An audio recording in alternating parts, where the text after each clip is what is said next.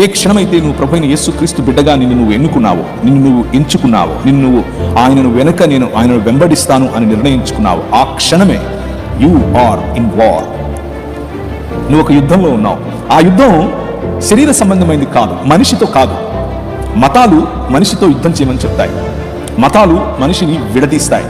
కులం పేరున, మతం పేరున, భాష పేరున, ప్రాంతం పేరున, భావం పేరున, దృక్పథాల పేరున మనిషిని విభజిస్తాయి.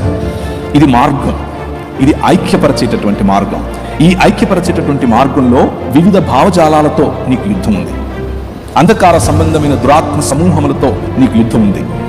దాన్ని గ్రహించాలి. మనిషితో యుద్ధాన్ని పక్కన పెట్టాలి. We're fighting with the powers and principalities of the air. అది ఆ స్పృహలో ఉండాలి. యుద్ధంలో ఉన్నావు అని గుర్తుపెట్టుకో. అయితే శరీరధారులమై మనం నడుచుకున్నా శరీరం ప్రకారం మనం యుద్ధం చేయకూడదు.